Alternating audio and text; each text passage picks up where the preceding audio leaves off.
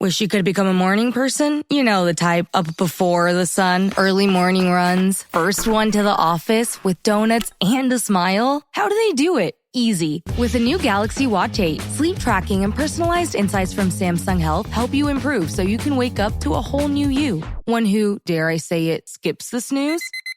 It's possible. Train your sleep with Galaxy Watch 8. Learn more at Samsung.com. Requires compatible Samsung Galaxy phone, Samsung Health app, and Samsung account.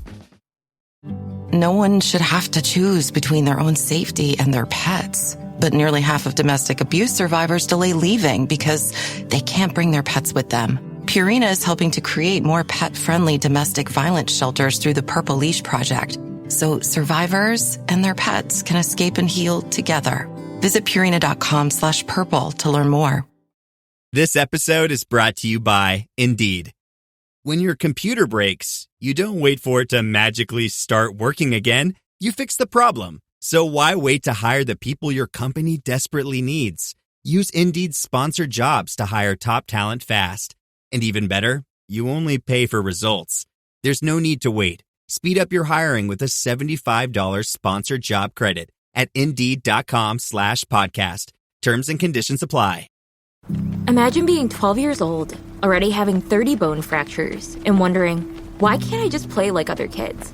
I'm Leanne, and I was diagnosed with brittle bone disease. Now, I'm running the Bank of America Chicago Marathon for Lurie Children's, so every kid can just be a kid. Join Bank of America in supporting Leanne's cause. Give if you can at BofA.com/supportLeanne. What would you like the power to do? Bank of America. References to charitable organizations is not an endorsement by Bank of America Corporation. Welcome to Sephora. I'm looking for a perfume that's not too perfumey. I got you. Serum moisturizer or moisturizer serum. Let's get into layering. My concealer is making me look worse. Sounds like the wrong shade. Let's get you matched. There's only one store that really gets what you're going for. Get beauty from people who get beauty. Only at Sephora. Hi, Let's get you a basket. Welcome to Postgame Live with Jonny Page. I'm Eagles Eric, and we're here to discuss the Eagles' 21-17 loss to the Broncos. But before we get into the offensive and defensive section, we know it's going to be a big talking point, so we'll just briefly address the ref situation. So I'll kick it over to you, Jonny. Like, what is your overall assessment? Was it more like bias or incompetence, or is it not a big deal in general? What are your thoughts? Oh, God. I feel like we have to get it out of the way because, I mean, if our Discord is blowing up with complete chaos, then Twitter's even worse. Like, our Discord's normally pretty sensible, so when that's going nuts, like, I don't know, man. I hate talking refs, so that's why I said to you before, let's just do it early. So let's just get it out of the way early. The Eagles didn't lose the game because of the refs, so I'll say that first of all. They didn't. They lost the game because they deserve to lose the game. I think the Dallas Goedert one is obviously pass interference. I don't think it's rigged. I think it's just a crappy call. Like, I think refs in general don't want to call pass interference towards the very end of the game like that. I think it is clearly pass interference, and I don't love the Zach Bourne one, but I'm 50-50 on it being called. Like, I think it's a bang-bang play. I think he's hard done by it. I think it's one of those where it's annoying because the receiver sort of like, he's like levitating in the air. But I think Zach Bourne maybe left a little bit on him, but... And then the other one that annoyed me was the outside the tackle box. That's a really interesting one because firstly, I hate how that's called, and I think Romo actually did a good job talking about it. But technically, if I'm an Eagles fan, I'm saying there's a guy in the vicinity. Like, I hate the way they call that in general. There's loads of plays where the guy does not try and complete it to someone. But someone tweeted, I don't know if you've seen me, Eric, I quote tweeted something that someone tweeted. I think it was someone tweeted Les Bowen, basically saying that they used improper replay assist to make the call. Based on NFL rules that they've quote tweeted, they're only supposed to use replay assist, and it says here intentional grounding only if relative to the pocket or ball landing beyond the line of scrimmage. Now, replay assist is a new thing, but I think they may have used it incorrectly, and I'm trying to look at comments online, and it doesn't mean I don't want to go down the rigged. It doesn't mean they've done. I mean, the replay assist is a new thing this year, isn't it? But I wonder if that's why they didn't announce it in the stadium, because they almost realised as they've overturned it that it goes against their rules. Because that was bizarre. Like, to just not say anything, it's just all of a sudden like, oh, it's 3rd and 6. So Travis commenting, is in the vicinity defined rule book. No, I'm pretty sure it is. And Eric, this is probably your wheelhouse more than I am. So I don't know if I'm saying something you haven't heard of here. I'm like frantically Googling it now as well. But this is from it's up to the discretion of the refs. It's one of those subjective calls. Now, my question here is, it doesn't seem plausible that the refs would violate the NFL rules. And I don't know if we ever got an official word on this. Maybe they then said he was outside the pocket, or did they for sure that's the say thing. They it was didn't the say vicinity? anything. They just didn't announce. That's the thing, Eric. They didn't say anything. Like, as far as I'm aware, I'm guessing no one's listening who's there in the stadium live. Maybe they said something that we missed on TV, but the TV footage I was watching here, they didn't say anything. And I know that they didn't have anything to whatever, it was CBS or whatever, because Romo was saying the same thing. So we don't actually know why they overturned it. So again, people who are watching live, comment if I'm missing anything here, but I don't think anyone actually ever said. Therefore, I think it makes it really hard for us to see why they overturned it, because they didn't tell us. If they had told us why it was overturned, then we could have at least had an idea. Yeah, what's your overall takes on the refs? I'm guessing similar to me in terms of the Goddard one is obvious, but I don't know.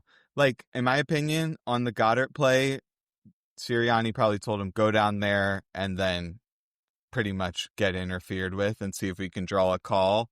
It was a weird... It seemed like the whole drive Goddard was doing that.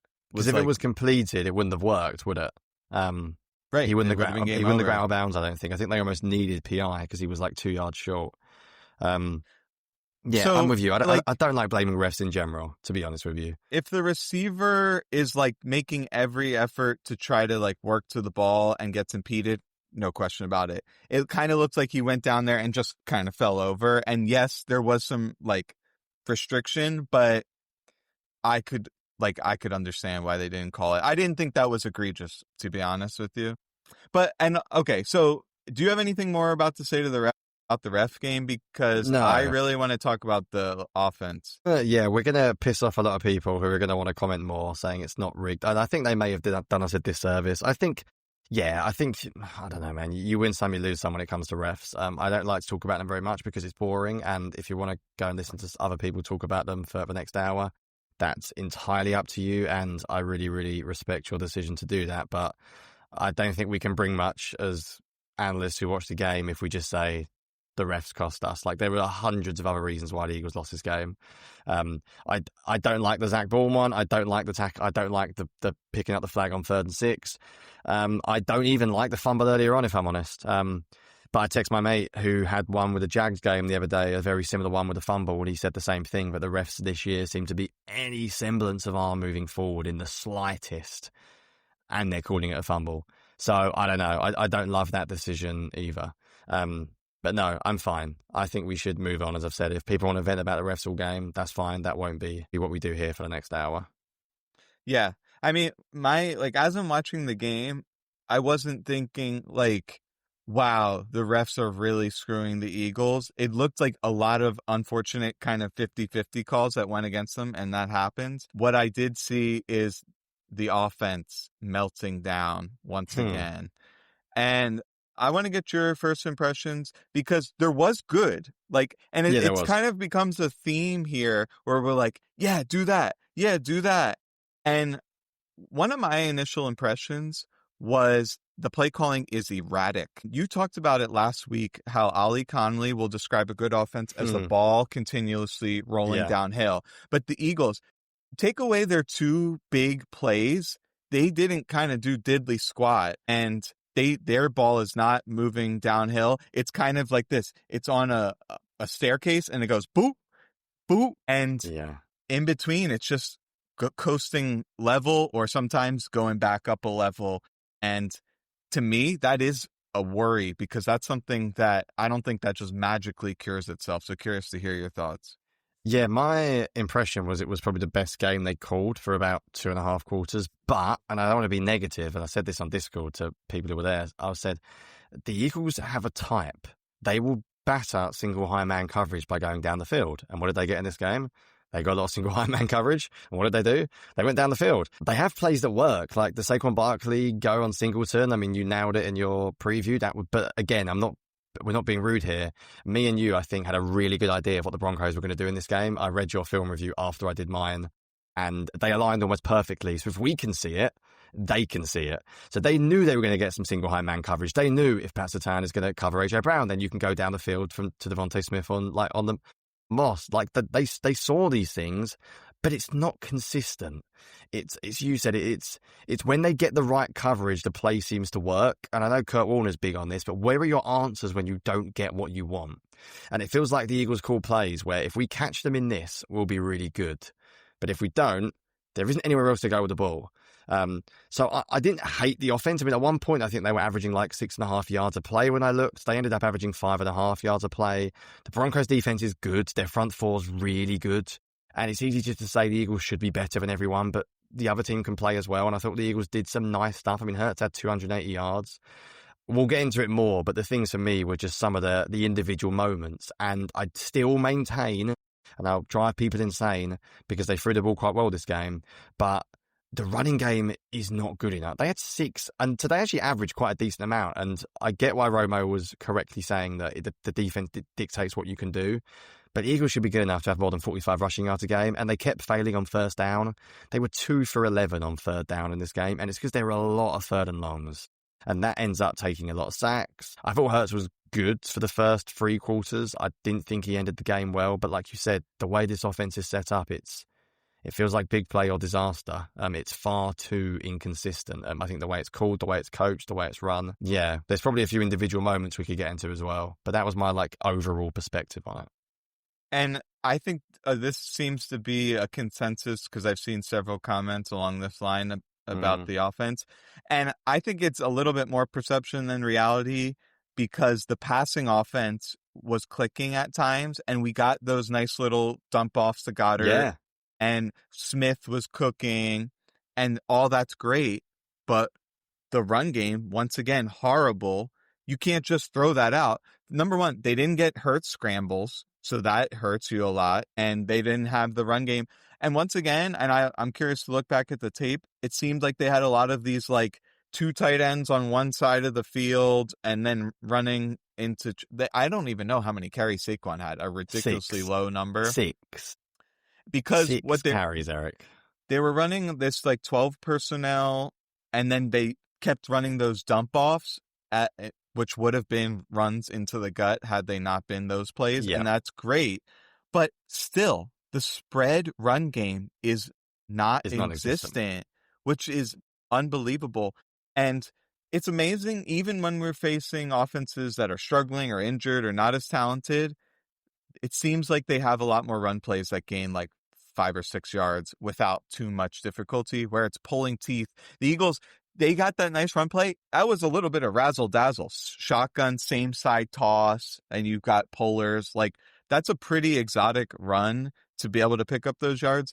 But their base runs aren't doing anything at all. Then that's a big problem. And I think it's yes, everyone agrees the offensive line needs to block better, but give them a chance to block better. I remember in the beginning of the game, it might have been one of the first couple plays. The Broncos had 8 men in the box and they ran in and Hufanga made a tackle for loss. I was like, that had no chance of working. Yeah. So did you see I was third or fourth quarter, they went under center and Cam Jurgens just got blown up. And I was talking about this online, playing a center, Cam Jurgens is not an under center type of center. He is a shotgun, get on the move. I mean, everyone knows when he came out, Cam Jurgens, I think we forget this. He was a very risky 2nd round pick. I basically wrote saying he was as boom bust as they come. He is light. He is small and he is light. And a lot of players don't survive at his size and strength. Now we just assume he's always been really good. He's really good. It's no, you have to use him in a certain way. I'd love to go back and watch Cam Jurgens college tape and see how many snaps he's taking under center against big nose tackles, because you have to snap the ball and it's a different kind of snap. It's a different kind of way of playing. He can't hold up under center. The amount of under center runs where and I'm not even killing the guy. Again, this goes back to coaching, not helping. He can't do it. That play in the 3rd quarter or 4th quarter, it was just ridiculous. He was 4 yards into the backfield on the standard under center outside zone. Was that? Oh, okay. That's the snap. I remember that. And I remember immediately thinking, why would they go under center there? They should have definitely been in shotgun They should have been in shotgun on that play for sure, spread it out and then run inside zone. Every time they get in those under center, everyone knows what's coming, especially in that situation. They shot themselves in the foot so many times. And I don't, like I said earlier, to me, that's something that is inherent to what you're doing in your meeting rooms, what you're doing at practice, what your offensive philosophy is. It's not like something where you'd be like, let's just keep plugging away. We're eventually going to fix it. I don't necessarily believe that. Something has to change. Like, they have to make a concerted effort to change, whether it's philosophically. I actually thought, and I'm curious to watch back at the tape, it looked like Toth held up better than Dickerson. So yeah, he got injured again, didn't he, early on? So if he was already playing hurt, he might be playing hurt again. There's a couple of things I want to talk run game as well, which you hit on one. Like, I've said this for a long time, and I get a lot of comments and people disagreeing with me saying that Hurts can't take many hits. Well, he got sacked 6 times today, by the way, for a start. I think Hurts is a top 10 quarterback, like top 6, maybe top 5 on a good day. He's not the top tier, and I think most Eagles fans know that. If you basically just say Jalen Hurts can't run the football, then I don't think he's a top 6 quarterback. Hurts, one of his massive strengths is that he can run the ball. And a lot of people are like very fussy about quarterback play. So they love like the Staffords and the Genos who sit in the pocket because they're old school gunslingers. That's how they grew up watching the game. And I get it. Hurts is a different type of player. He had 2 carries for 3 yards today. What are we doing? Like, you can't. And I don't know if it's arrogance. And a lot of people tell me, they don't want to make him have any hits. I want to wait for the playoffs till he gets hit. And I'm like, well, playoffs, the Eagles might not have a home playoff game in the playoffs if they don't win regular season games. They're lucky to be 4-1.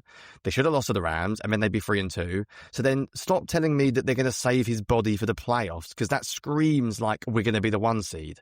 There are some very good teams in the NFC conference, and you can't spend the whole first month of the season going, but we need to protect Hurts for later on. Like, at the end of the day, he's a mobile quarterback. He's a big guy. He can take shots. I watch Josh Allen run around every week like an absolute loon and survives. Hurts pretty much takes care of his body relatively well. Last week he did one stupid thing where he didn't slide, which I disagree with, but that's also on him, and that's on the coaching staff to coach him better. You can't run this offense. Did they go empty today? Like, how often did they go empty? Do we even see a QB draw? Did we see, like, they have to have Hurts as a part of the run game. And I think this week they did a lot more RPOs, which I was quite happy about. I think that should be a part of the offense. And then, of course, they got the illegal man downfield because they still don't coach it properly at the offensive line level. But anyway, they cannot get to the second level when you're running an RPO. Like, this is basics, guys. If you're running an RPO and however quick the ball comes out, the offensive line has to just block at the first level. But anyway, I mean, Cameron Conlon, they weren't lucky to beat the Rams. Like, fair enough. If you want to count a blocked field goal I'm openly anti special teams the way I watch football, Eric. I openly feel like special teams is just something that I don't want to talk. Like, for me, a blocked field goal lucky. Let's be real. That was. People can, and again, it doesn't mean it's a great play, it doesn't mean it's individual play, but my point being is that you can't just assume, we're saving Hurts for the playoffs, because that screams arrogance. Like, there was no he needs empty. to play now. There was no empty. No, which, I don't know, Eric, it's not just us. You're a film guy, you're a stats guy. The film shows empty works, the QB run game works, and the stats do as well. The stats, it's always great as a film guy. Like, I'm not a stats guy, mainly because I haven't got the time and you guys are too smart for me. So I just read your stuff after I watch it and go, I hope my stuff matches what Eric can say. Oh yeah, and it does. And it's like, oh good, that's nice. But the stats show, and you know them better than I do, that empty 11 personnel, spread out runs, and Hurts running the ball is the cheat code. And they've got a part of their offense that they're just not using. And I don't have a clue why Hurts is not running more. As I said, he got sacked 6 times today. So how are you protecting him getting sacked anyway? I'd rather him get hit running the football knowing he's going to take a hit than standing there in the pocket getting hit anyway. And there was probably the most number of plays by volume that I was like, that's a concept I like. And it's hard to say from the broadcast, but just visually, it seemed like I was like, oh, I know that play. I like these concepts. And the problem was, and I think it's something you could say extrapolates to the entire season, is this play sequencing. It doesn't seem to be any rhyme or reason to any play call. And it's like, nice. Yeah, but that was just arbitrary that you called it at that point and it worked. And it's something I talked about in the offseason is Kevin Patullo as much as he might be a mastermind at everything else, which he isn't, but let's just say he was, he's still play sequencing. That's not really something, it's hard to study. Let's put it that way. Especially because once the previous play is done, you have to be on your game and you got to get that play call in fast. Clearly that's not happening because the Eagles are getting to the line extremely slowly, causing potentially a game losing penalty because they got to the line too late. And what I think it is fair to say, like, if one of your core tenets is detailed, it's clear this season on offense the detail is lacking. Do you think that's a fair characterization? Yeah, absolutely. I mean, I don't know enough about the illegal shift one, so people can tell me about that. I'm pretty sure that Romo said that a receiver moved, which meant that Barkley had to reset. But it's just, I've said for a while, the Eagles don't sweat the small stuff, and that's how I feel about the offense. I feel like as you said, I think they're lucky they have such good talent that they call plays that they think their talent will bail them out. Like, as I mentioned, you mentioned about like random plays. This is nothing against the Devontae Smith deep shots. They're wonderful today. The Saquon Barkley touchdown is a brilliant call. When it comes against single high man, we know they can do that.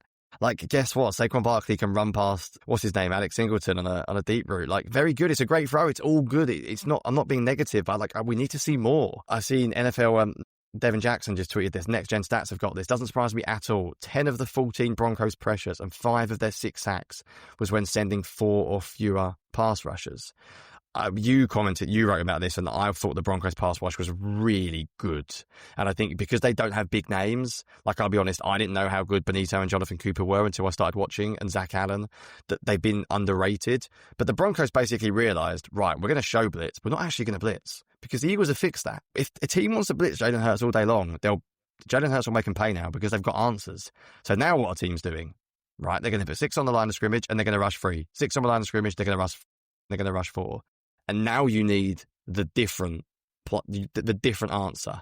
And I think the Eagles don't have it. As I said, as you mentioned, they have independently good play calls because what they run depends on getting a certain type of coverage. As Kurt Warner would talk about, where are the answers for like everything the defense can do? Yeah. Shall we? I want to talk about one more thing on offense as well. Yeah, okay. Go for it. Last thing, before you wrap up the offense is if you call a play knowing like if we get this look, we're going to do really good on it, but you don't know if you're going to get that look, you have to dictate that look. You'll see teams like Rams are always a good example where they'll use this C-gap insert and then they'll run behind him and they'll get, 5 yards, 6 yards, 7 yards, 5 yards. And then on that 5th time, the guy crashes down and boom, the receiver's out. So they've actually dictated that would be the look that they would get. And then, whereas the Eagles are like, come on, I hope they do call it. Boom. So I think this is the new like moniker for the Eagles. It's the snap and hope offense. And and we're not big on hyperbole. We know that, there's millions of pieces of information that we have no idea about that the people in the building do. I feel confident I would be able to help them. And I don't say that lightly. Yeah. There's certain things where it's just like, this was why it would help. And here's potentially like some of the things you're doing, why they're not working. And sometimes it's inexplicable what they are doing. And that's one of the things we'll never get the answer because even in the press conferences, even when they're asked pointed questions, it's just a word salad, which I completely understand. But I think ultimately what you put on tape, that is truly the barometer. That's your report card for what you actually did. And I can tell you when I go into this tape, I'm going to be grading pretty harshly. Yeah. And the funny thing is, Eric, I laughed, but the depressing thing is, number one, it's depressing that you said that because I know how similar we see things and we don't judge. Coaches are way smarter than fans online. They have data that we couldn't even dream of. They have relationships, Eric. They talk to people. So why aren't they running this? Well, they might have asked the quarterback and he goes, I don't want to run it. So long story short, we all know that these guys are smart, but I agree with you. I genuinely agree with you. I think there are guys online that could help, yourself included, because what I think has happened is I think the Eagles have got in this. I think by the way, it's hard to repeat in the NFL. It's really hard because guys become different. They all want different things. Players have their own preferences. Coaching is not just about data and scheme. It's a people thing. That's why Sirianni's a good coach. He's good with culture. But sometimes like a quarterback might go, I don't want to do this. I don't feel comfortable doing this. And it's your job being like, well, you sort of need to. Like someone might say, well, I don't know, Jalen Hurts' agent might be saying, I don't want him taking 15 hits a week. Like there are so many things that go into football. I know I'm speculating and making up stuff there, but essentially, like, I feel like they're in a little bit of a closed bubble at the moment. It's almost like we want to be right mentality. We want to prove that Kevin Patullo might have gone in like, this is how I want to do things. And if he feels like he reverts to last year's, then he's failed. Coaches have a lot of egos as well. Like, I don't know, maybe Patullo and Stoutland have clashed and Stoutland said, all right, then you take over the run game, because I'm telling you now, the run game is not the run game that Stout did last year. So I don't know what's happened to the run game change. And maybe it's almost like Patullo's got pride, doesn't want to actually sort of go back on his word. These things are really complicated. But I agree with you. It feels like they're sort of a little bit in their own little world. And it's like, well, we need to get better. That quote when he said a while ago, like the run play would have worked if it was blocked better. You know what I mean? Or something like that. And I was like, well, that's just nonsense. That's like saying the Eagles win the game today if Devontae Smith catches the Hail Mary. Like, that's not how good offense works. I want to just talk one final thing about two things, actually. I'll give you one more. Nate Tice just tweeted, by the way, we ran 24 plays in the second half, 1 run and 23 passes. We were winning. If that's not the Eagles' identity, that's just not. Like, they were winning. Can I say something real quick on that? Yeah, go for it. And then I got one more thing I need to talk about. Yeah. In my opinion, from what I've seen, it seems like they go into the game and they're like, this is what we want to do. And it may be a good idea, it may not. Yeah. And I think in general, like, they had a lot of good ideas in this game, but it seems like they're very inflexible. So they go in and they go, we're going to replace the run game with these short RPO, blah, blah, blah today. Yes. Okay, but you don't need to go all the way to the extreme. Like, they seem so extreme in everything they do, and that's where predictability, volatility comes in. You talk about a team that wants to reduce variance. When you're extreme in like your play calling, game planning, personnel packages, so on and so forth, you're inviting variance. So you could almost argue that is a counterpoint against what they're wanting to do with turnover aversion. Yeah. So do you want to put a bow on this offense? Yeah, I want to talk one thing. I want to talk effort. Like, football is an amazing sport because we love it as fans and we geek out, and people listen to this podcast hopefully follow us because we have some interesting takes on scheme and data. But all sport goes back to, and I don't think I agree with Sirianni on this, all sport is fundamentals. Like, the cool plays don't work if the receiver can't catch and the QB can't throw. Effort is a non-negotiable. And the Eagles don't play with high effort on offense. And I don't know if this has come from an arrogance thing, an anger thing. There were two that stood out today. There was one to Dallas Goedert in the first half. And I love Dallas Goedert. He's one of the Eagles' great tight ends, but he basically was running a crossing route and he was like, the ball's not coming here. And he didn't run it hard. And Hurts ended up throwing what I think the All-22 might have been quite a clever throw. But Goedert wasn't running hard. And I hate doing this, so I don't want to spend more than 2 minutes on it because we'll have enough time to talk about it. But the AJ Brown one is a bad look. I don't know if he would have caught it. I don't know how far out of bounds. I don't know whether it would have been overthrown. And these are hypotheticals that we will never know.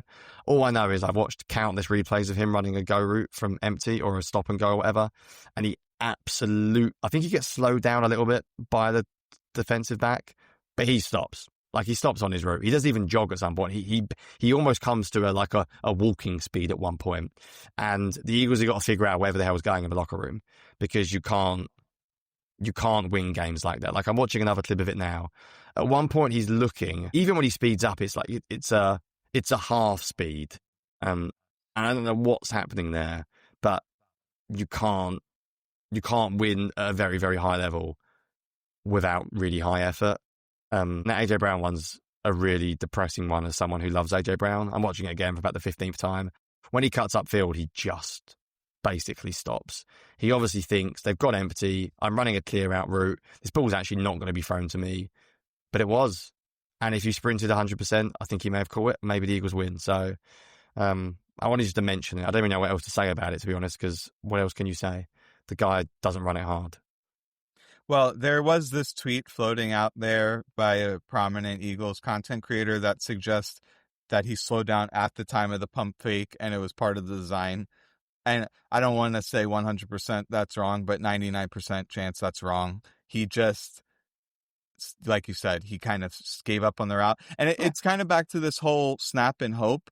It seems like they're assuming that a lot of the receivers are assuming I'm not going to get the ball. Oh, if it takes this long, we're going to be sacked. He won't see me even if I'm open. And you can't play football that way, especially when you're the team that everyone's gunning for. Yeah, you're right. I don't think it's just laziness. I think it's like uncertainty. It's the players are genuinely thinking there's no chance I'm getting this. Like Dallas Goedert's running the crossing route going, I'm never getting this football. So I'm not bothering. And the Eagles need to fix that. They need to have a big meeting, get the players on board because you can't win football games. It's too hard. I had loads of people commenting on Bleeding Green saying that I was being too positive about the Saints because everyone hates Sean Payton because he's an idiot. And I get it. But there's some very good teams out there. They're very, very well coached. And you're not going to just walk in and beat good teams because you're more talented than them. You're going to have to play hard. And I think the defensive side has got no problems with this. I don't think Fangio would stand for it in the slightest. I have no question of marks about effort on defense. It just seems to be an offensive thing. Imagine if you were on the defense. We'll flip it over to the defensive side. You would be pissed because you're like, look at this offense. They seem to be extremely volatile. Either they're scoring touchdowns or they're going 3 and out. And then, we have to be back out on the field. And they're doing so good. Like throughout the first, 2.5 quarters. They're doing 3 quarters, I think. Yeah, 3 quarters. They're doing phenomenal. Eventually, like it just catches up to you where you're like, man, we should have just put the game out of reach. And then the Broncos, like they started to kind of change around their offense and they didn't abandon the run in the second half. And I would give them big credit for that, even though they were down a couple scores. And so flipping over to the defense now, like what's your 1 or 2 biggest takeaways overall? Yeah, I thought they were really good for 3 quarters and then they obviously melted down. Like the Broncos ended up averaging 5.1 yards per play. They were 5 out of 16 on third down. I think overall, when we watch the film back, we'll go, this was a really good defensive performance for 3 quarters. And then they got bogged down. And I think mentally, I talk a lot about psychology in sports. The offense was just giving them basically nothing. After that Saquon Barkley throw, the Eagles gave them nothing for a whole, 27 minutes of the second half. And I think eventually the defense just got a bit worn down. I think, again, Sean Payton's a really good coach. I think he saw some things. I think, in all honesty, even in the first half, they had some shots down the field. I think Payton designed some really nice plays and Knicks missed them. And then later on, they got lucky with a couple of penalties. I don't think I'm going to watch it and go, wow, the defense is really poor, really struggling. I think they gave up 21 points to an offense that I think is really good. I think if you had told me before the game the Broncos are going to squeak 20 points with a 2-point conversion, I think you'd say, yeah, they scored 20 versus the Chargers. The Chargers defense is really good. I don't think that's that bad. I think it was the offense that cost them. That would be my big picture. It wasn't perfect, but I thought they were okay, like a 6 out of 10-ish type performance. Yeah, and Sutton, he kind of got the better of Q. He did. At the end there.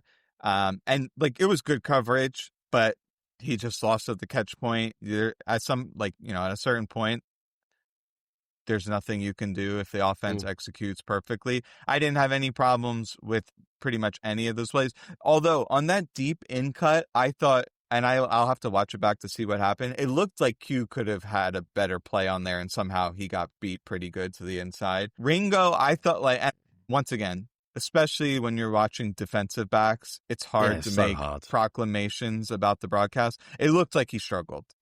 Now, and they so much so that they put a Dory Jackson in on that 3rd and 8 at the end. Did you know that? I did not know that. Interesting.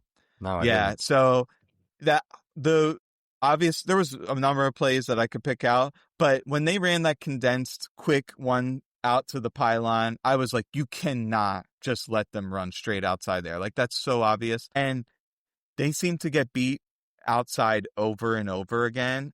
And this is something on tape. Like, if you watch on tape, the edges were soft against the Rams. The edges were soft again. There's I don't know. I'll have to go and diagnose what the issue is. I think it's a little bit like the edge rushers don't get any vertical displacement in the run game. Yeah. It looked like DeJean got walled off maybe a couple times when he was the fill guy. Maybe so. I'll have to look back at that. Ringo, yeah, I don't know. We'll see. We'll see. Wait for the tape. Yeah, it's a hard one to analyze, isn't it? Good.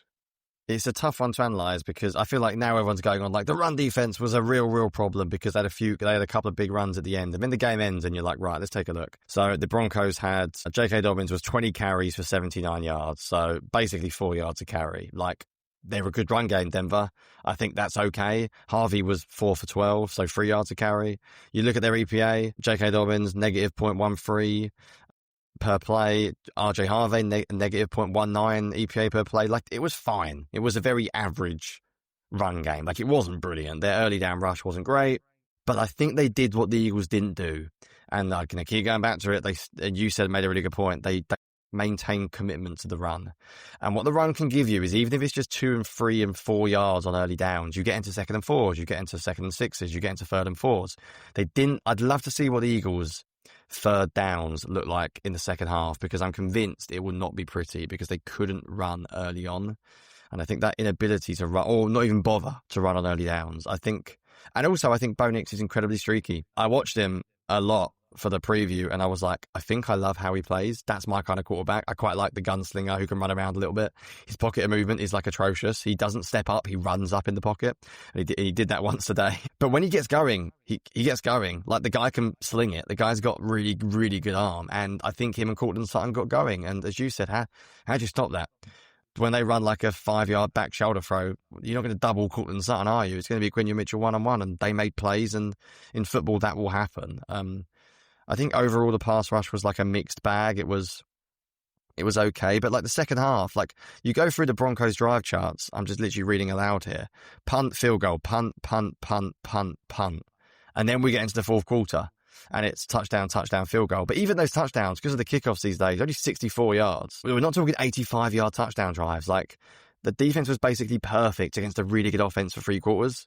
And the Eagles' offense just didn't give them anything. It just needed like a couple of long field goal drives. And I think the defense was fine. I'm so much more inclined to blame the offense than the defense in this one. Are you a forward thinker? Then you need an HR and finance platform that thinks like you do. Workday is the AI platform that helps propel your organization, your workforce, and your industry into the future. Workday, moving business forever forward. As a contractor, I don't pay for materials I don't use. So why would I pay for stuff I don't need in my mobile plan? That's why the new MyBiz plan from Verizon Business is so perfect. Now I can choose exactly what I want, and I only pay for what I need. Right now, with MyBiz plan, get our best price, as low as $25 a line. Visit Verizon.com/business to get started today. New lines only. Price per month with 5+ lines. Includes auto pay and paper-free billing and promotional discount. Taxes, fees, economic adjustment charge. Applicable add-ons, prices, and terms apply. Guarantee applies to base monthly rate and stated discounts only. Add-on prices additional. Offers end September 30th, 2025. Hey, this is Bill Simmons from the Bill Simmons Podcast, here to help you make the most of your summer with Michelob Ultra, a superior light beer worth playing for. Play for it with the guys when you're competing to see who can sink more birdies on the golf course, because winning tastes even better with Ultra on the line.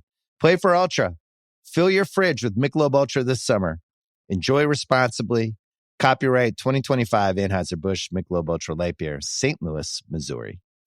Big news. Sephora is now on Uber Eats. So if you find yourself facing a beauty emergency, like needing a last-minute gift, or you're just out of your favorite mascara, again, don't panic. We got you. Order now and get $10 off on Sephora orders of $50 or more on the Uber Eats app. Order now. Offer ends October 30th. One order per customer. Additional terms apply. See app for availability. Delivery fees may apply. This episode is brought to you by Nespresso and Samra Origins by the Weekend Coffee Collection. Introducing Samra Origins. My collaboration with Nespresso is a connection to my roots, to my mother, Samra. Coffee that hits the right notes. It transports you. Crafted with unique notes and bold, soaring flavors. Experience a taste that moves you. Nespresso and Samra Origins. Discover more at Nespresso.com. Random, but I thought Brandon Mann maybe had his worst game. He was that either didn't help blasting either. it through We the suck end on zone, special teams. and then We he had really the 25-yard punt at the end, which was absolutely brutal. The Also, kickoffs. bring up one rubbish at them. specific play, and like overall, yeah, like I'm never gonna criticize Fangio. The only recurring thing I would ever criticize him on is he seems to get stubborn on those end of game drives. It's hilarious. He'll call the same thing over and over again, often a blitz and to moderate to poor efficacy. But there was one where he got completely schooled by Peyton when they went into that 4 strong look and we have 5 on the line and they got the easiest completion against I don't know what it was. It was either a saw blitz, which is just like cover 1, but with 5 men rushing, or it's just a zone version of that. And they gave up that wide open completion over the middle that almost sealed the game. That to me was a really bad call because they were on 2nd and 12. It made no sense. Maybe he thought they were definitely going to run, but in that situation, it really didn't make sense for them to run. So that was one tough one. And it was just the other one that stuck out to me is they covered the fast to the flat play 2 or 3 times perfectly, but then they gave up that throwback to Ingram on that touchdown. And I was like, that's the only other option. Either it's fast to flat, Nix runs it, or they have the throwback, and they just didn't get that third guy. And I have a feeling that maybe we'll say this wasn't Zach Bond's best game. Yeah, for the first time in a while since he's been here, really. Yeah, I'm interested to see that. I thought they'd go after Makuba heavily, and they didn't. So credit to the safeties. I thought Sean Payton was going to go mad about him. I'm not talking offense again, by the way, but I'm just going through the drive charts, and the second half is after the Saquon Barkley touchdown is a joke. And I think you have to be honest as a defense as well, but that can be demoralizing. The second they scored their first touchdown to Denver, the Eagles' next drive was a 3 and out, 3 plays minus 6 yards, 7-yard run, penalty holding, 7-yard throw, incomplete, sacked, and then the defense is back out there. And then after the second touchdown, the very next drive the Eagles had was a 3 and out. I think that stuff is hard. I think defensively, I think they just struggled a little bit. I think they're struggling with a number of pass rushers as well. I'd like to know what the playing time was. They can't just rotate in and out like they could last year to keep people fresh. I don't know if that's an issue because I think the pass rush slowed down this week. And also the Broncos' offensive line is really good. And Jalen Carter is not God's Jalen Carter this year. He's clearly not the same guy. If his injury problems are legit, the defense probably won't be able to maintain that top 5 level because I think they're just not going to have juice up front. I think Sanders going to have to blitz more. And I thought Carter played fine, but last year he popped every single week with an absurd play. He's clearly not popping this year, and that's going to be a problem. Yeah, I agree completely. Yeah, it's neither unit is dominant enough where you can just be all right, that's the strength of our team, and let's try to get by with the other unit. And it's if the pass rush is better, maybe that helps out cornerback too. Yeah. And I think a little bit Bond, he knows he needs to be Superman to some extent, and that can hurt you at times. That's what it looked like to me just watching the broadcast, that he was pressing a bit, just trying to make every single play, which, it's a double-edged sword. But, it may need, luckily they have a reprieve in their schedule where they face a couple of not good teams. And my guess is it's probably still going to be ugly football to some extent. And they're going to just limp into the bye week, but they'll probably get several wins in that time frame. But going forward, what's something just as opening up to the whole team, offense or defense, what is something, let's just say one for each unit, one thing you would love to see that is reasonably something that they can reasonably achieve in the next few weeks, not something that just you magically wish was better? Yeah, I'll give you 2, I guess. The offensive one is easy for me. I've mentioned it, but I really, really do think Jalen Hurts has to be a big part of the run game. And I know I'm a broken record. I just think it's a cheat code in the run game. You basically get an extra blocker. You get an extra player. That's been what the Eagles are really good at. And defensively, I would just almost like to hear other people commenting as well on your own thoughts. I think, I don't know about people saying they're going to trade for a big edge rusher. It's tricky because they've got quite a deep room. Aziz Ojulari literally hasn't been active, and he played today. He can play. But I think they've built a group of pass rushers who are all 6 out of 10s. And I feel like they need, if it's not going to be Carter, they need someone to like explode and be really good. Because at the moment, I feel like if you're a good offensive line, you're like, oh, well, I can take him. Like Ajomo's good, but if I'm 1-on-1, I feel I'm all right. If I'm okay against every edge rusher. They haven't got one that commands doubles. And I think my worrying Nick Benito, he won. Yeah. He practically won the game for them. Yes. My negative fault is that last year I was very down, not down, but I thought the Jalix Hunt pick was a weird one. And then I sold myself that actually he's a former safety. He can play lots of different roles. He can drop into coverage. And then obviously had the playoff run where he blew up. And then Jordan Mailata came out this offseason and said like he's going to be a star. And I think everyone was like, okay, edge is fine. We've got Nolan Smith.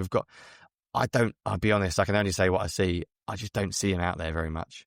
I don't know what his pass rushing numbers have been like every week. I haven't been tracking them, but I struggle I didn't see him today. I didn't see many edge rushes where I think, yeah, Jalix Hunt is the young guy. And it's not his fault because I think he was a 2-3 year developmental player even when they drafted him. And it's only his second year. But I don't know if the Eagles are going to make a splash at edge. But I feel like they're a pass rusher short. Look at what Josh Sweat is doing this year. He was a really good player. And they lost him. Milton Williams has been really good for New England. I think Milton Williams and Josh Sweat might be the two best players on both those teams' defensive units this year. So, like, the Eagles lost legit talent. Like, they're real players, Milton Williams. And I feel like people just crossed them off like, yeah, Milton Williams wasn't that good anyway. Josh Sweat wasn't that good. I'm like, they're missing them. So I don't know if it's one reasonable thing, but I do wonder if an edge... You get these veteran edge guys out there who can do something. Darius Smith was one of them. You never know. Maybe a move comes for one of them. Yeah, what about you? What would be your two things you're looking for? So I would like to see evidence of, okay, actually, let me just simplify it. What I was going to say is I'd like to see evidence of play sequencing where they're going to set up things throughout the game to use later on.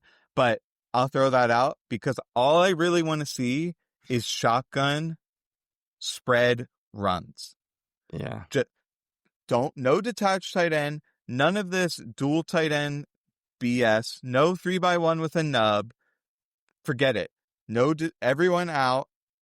And then we can do counter. We can do inside zone. We could same side toss, QB runs, QB lead, slide down, even if you are giving up 2 or 3 yards just to protect. That's something I'd really like to see because the one thing with defense, they can make a trade and upgrade themselves considerably because they just have like a few chinks in their armor. The offense, they can't do that. There's no trade to be made to magically fix them. So it needs to come from within and it needs to come from their offensive approach. They've talked many times about they feel like they're still trying to gather their identity.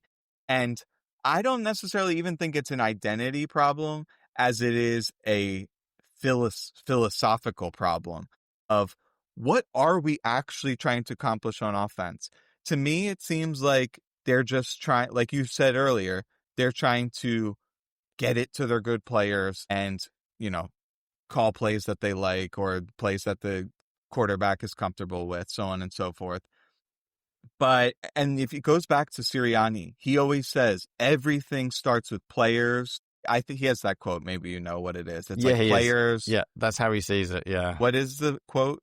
I don't know the exact quote. It's like a hierarchy because it's like players something something. And as I alluded to earlier, I think it's too much to the extreme where it's almost like their play sheet is like, all right, we got our AJ section, we got our Goddard section, we got our Barkley section, when it should be like, let's call this early in the game, see how the defense responds. It should be like a decision tree. If they go like this, now we're going to go over here later. If they go like this, nope, we're going to go over here. They're not ready to pivot at all. It looks like they're shocked that the defense ever changes what they're going to do. And then they have 4 or 5 3-and-outs in a row. It's unprecedented in the NFL today. Even there are teams like the Jets out there and the Panthers who they're actually worse in like consecutive 3-and-outs then, which is unthinkable.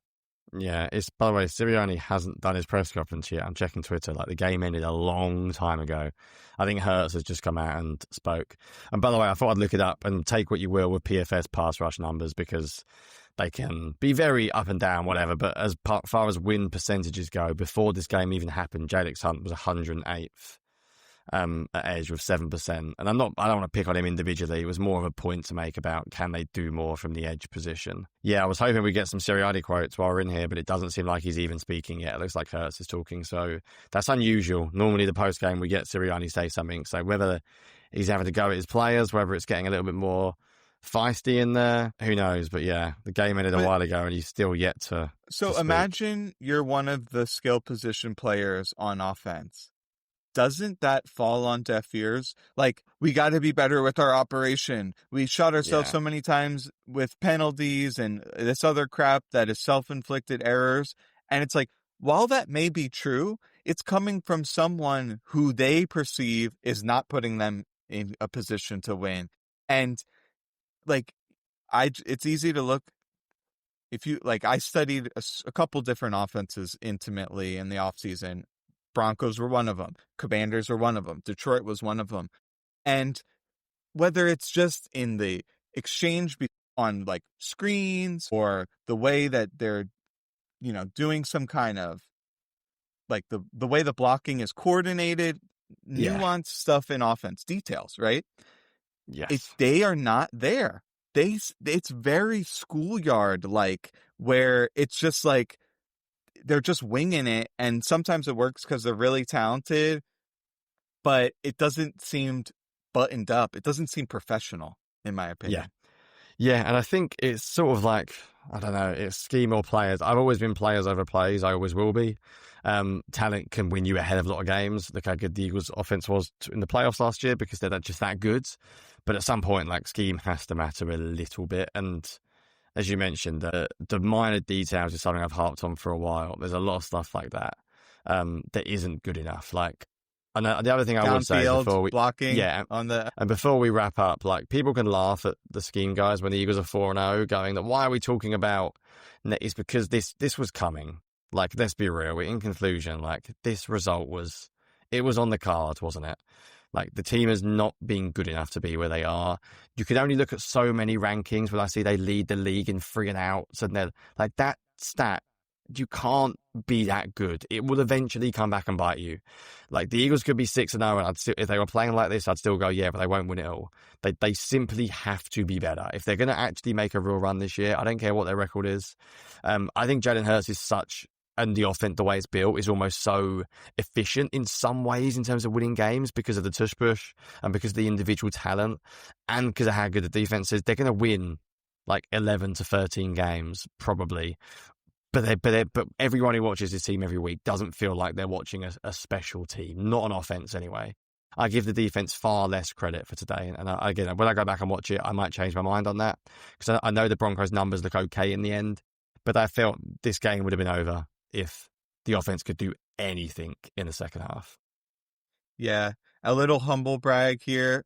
Eagles Eric moves to 5-0 in game predictions. And I think I've got within the margin of victory within like 2 or 3 points in every single one of them. So I feel like I have a good handle of the team. And yeah, I gave what I'd like to see better on offense with the shotgun spread runs. I never mentioned on defense. For me, I'm totally with you. It's got to be edge. And it's been a little bit of like, man, we're facing Mahomes, Mayfield, Knicks, and even good QBs. Good and guys where you're not necessarily pinning your ears back and trying to just rush up the field and sack the quarterback. And I think that's causing some of the issues we're seeing there.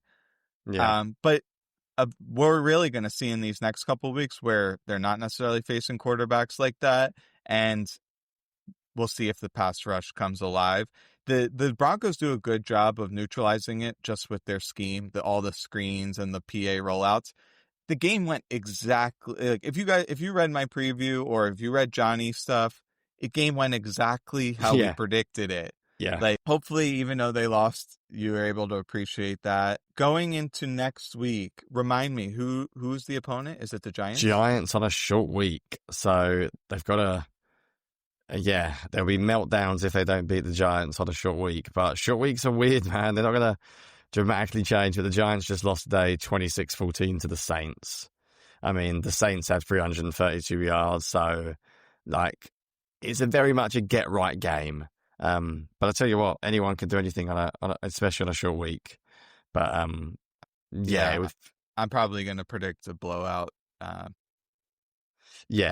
must admit as well, this is a massive shout out, and I like giving ourselves shout outs. But it's almost in a weird way depressing, because I think the previews we both did, and I mean this genuinely, I watch a lot of film, I write them for BGN, I do not click on yours on Patreon, because I know if I click on yours, I'll be biased, and you've got a lot more numbers than I do.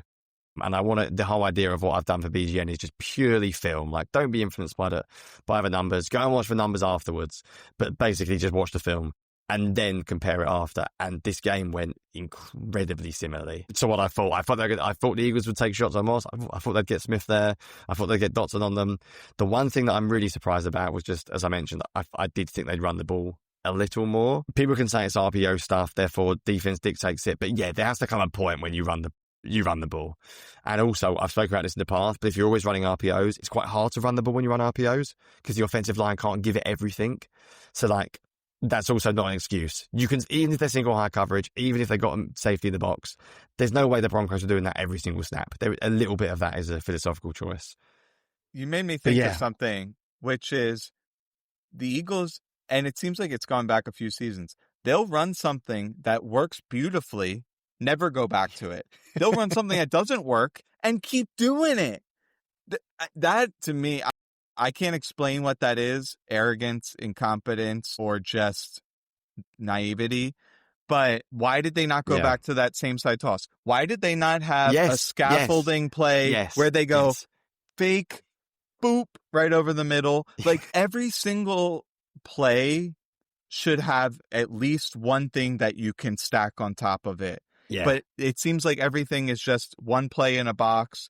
And like, when they kept getting those split zone dump offs to Goddard, which worked awesome, and it's one of my favorite plays I wrote on Twitter, that worked because of film study. Because the Broncos came in and they go, every single time the Eagles are in this formation, they're running inside zone, and the Eagles kept getting them over and over again. Well, your entire offense should be working like that within a game. It seems like once the last 2 weeks, once they run out of their good stuff that was like based off film study or tendencies that they knew that would work, once they run out of that, the bag's empty. Yeah. Man, final point. Then we got to get out of there. Because I was Ramon. You are so right. I can't wait to watch the film now and look for this. They ran, obviously, the outside zone toss play early on, which I called, because they've only given up 5 10-plus rush yard plays all year. The Broncos, that's how good their run defense is. But the Chargers beat them on a outside zone toss. And because they have such a condensed, like, 5 and 6 man front, I said that's something they could do. And then they did it early on. I was like, brilliant. I look smart. And then they ran a fake toss and threw it to Goddard. And I was like, oh, hell yeah, we're cooking. And then they didn't run another. I'm pretty sure, people can tell me if I'm wrong, I don't think they ran the toss play again. So it's like, you run it once, you then basically run a really nice passing concept off of it, and then you're like, right, tick that box, toss play done. What's next? And it's like, no, do it again. Now they don't know if you're actually, like, I don't get that. And I might be wrong, but I think that was the only toss play they ran. You know what it is? And it was successful. It's like, instead of checking the box, it's like they just crossed the play out. Yes. Yeah, right? We got it. And that's it. Sorry to cut you off. No, you're right on it. It's bizarre, isn't it? It's really bizarre. People in the comments can tell me if I'm wrong. I think that was the one. I think they ran one toss play, and it was 17 yards? Barkley's biggest run of the season. It's one of my favorite run plays. That same side toss, and you're behind Myriad. Exactly, you're behind an offensive line that can. And Barkley. And the rest of the game. Two guys. He took out 2 players on that play too, Myriad, and I was like, it's there is a little bit. Obviously, like, even analysts, fans, whoever, you're victim of, like, Occam's razor. Like, obviously, this is the stuff they should be doing. And then there's the confirmation when they do it and it works. You go, see, I told you so. Like, of course that exists. Of course. But it's the flip side where it's like, clearly that had no chance of working. And there's too many examples of that. Yeah. In my opinion. Oh, Eric, if they ran outside zone toss like 3 more times and it never worked, then I'm totally fine with them bidding it.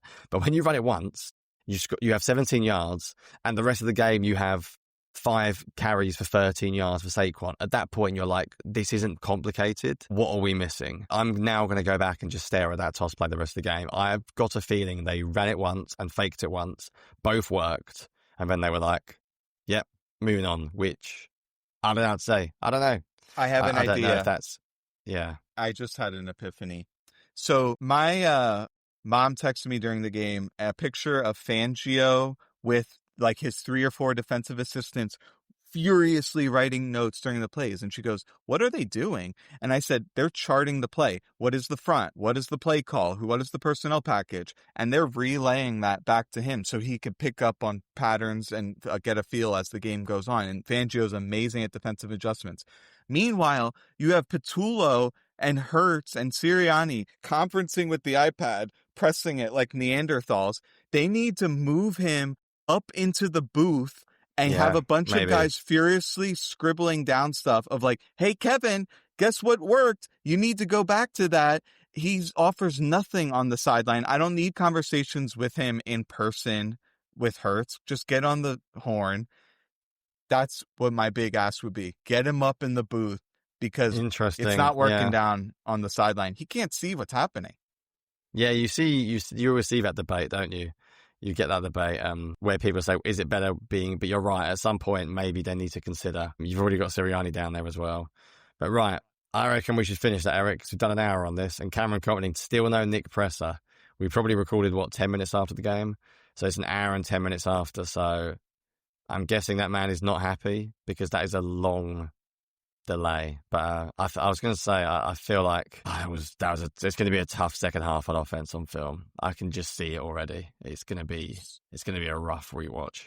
So I'm feeling like I want to change up my game previews. Now, people have been very positive in their feedback, but I want to go totally a different direction and say, I'm going to just post like 30 plays the Eagles need to be running these in this sequence. Here's exactly why it suits their strengths and weaknesses and go from there. Because I think that's actually has a chance of like gaining traction if they're like, oh, well, when they ran 3 of Eric's 30 plays and then they went for like 20 plus yards, they're going to be like, okay, maybe he's on to something. Can we find Batulo's address? Can we send him an email? Take a look.